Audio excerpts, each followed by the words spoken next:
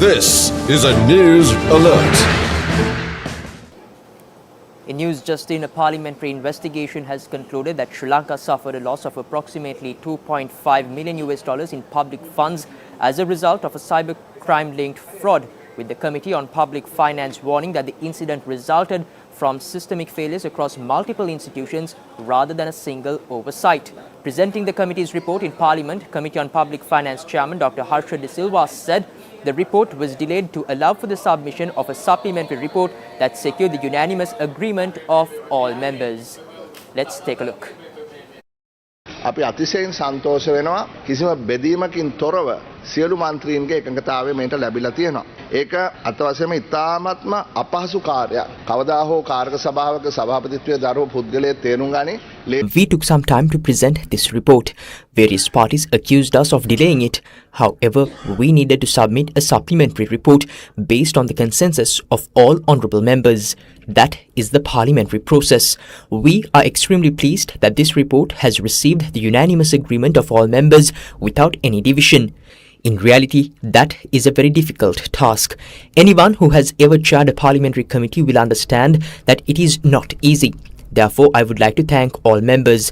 The staff worked tirelessly, often throughout the night, and I extend my gratitude to all of them on behalf of the committee. The principal conclusion, Honourable Speaker, is that there is clear evidence that a fraud linked to a cybercrime has taken place. The findings indicate that approximately $2.5 million of public funds were stolen. Whether this cybercrime-related fraud involved internal collaboration or a conspiracy within the relevant institutions must be determined through criminal investigations and law enforcement processes. That is not something Parliament can determine, as it falls outside our mandate. It must also be established whether the officials concerned acted solely due to lack of knowledge, incompetence or negligence. I will now read the executive summary. Between November 2025 and January 2026, a cybercrime-related fraud occurred during a debt repayment that was due to Export Finance Australia, resulting in a loss of $2.5 million to the General Treasury. As a consequence, arrears also arose in relation to the foreign creditor. In accordance with its oversight responsibilities concerning public debt servicing under Standing Order 121, the Committee on Public Finance investigated this matter. The committee met on 7 occasions, engaged with officials regarding the sequence of events, and obtained detailed reports from the relevant institutions. Based on the information provided through these interactions and documents, this report presents the events and factors identified by the committee that contributed to the cybercrime-related fraud.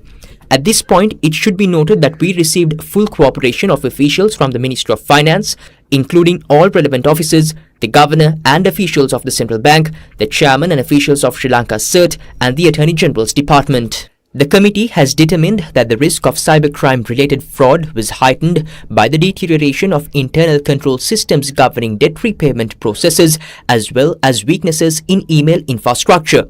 This was not an isolated oversight, but the result of failures in control procedures and operational processes across several institutions. A major control failure that aggravated these vulnerabilities was the absence of a predefined terms of reference document to guide the transition of debt repayment functions to the newly established Public Debt Management Office, along with existing procedural and operational gaps. These deficiencies include, but are not limited to, ineffective internal controls, weak information technology systems, and the absence of adequate procedures for escalating issues to senior officials. The committee observed that these weaknesses have historically existed within the foreign debt repayment process. Based on these findings, the committee has put forward several key recommendations as critical measures to prevent similar serious failures in public financial management from recurring. It is essential that the National Audit Office immediately conduct a special audit of the entire foreign debt repayment process. This should include prompt measures by the Ministry of Digital Economy to ensure the implementation of recommendations made by the Sri Lanka Computer Emergency Readiness Team, as well as urgent reforms by the Ministry of Finance to modernize the financial regulations governing public financial operations.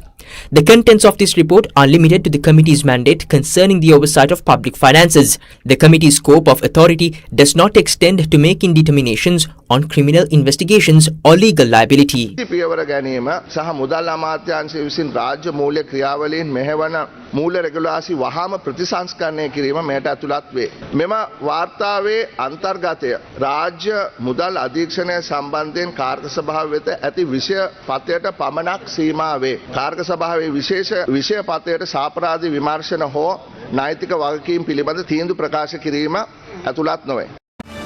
This is a news alert.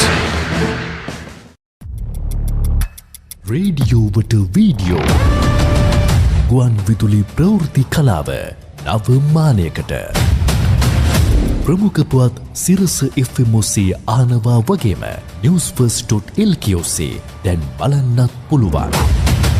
සෑම දිනකම උදෑසන 7ට දහවල් 12:30ට සහ සවස 6:30ට Newsfirst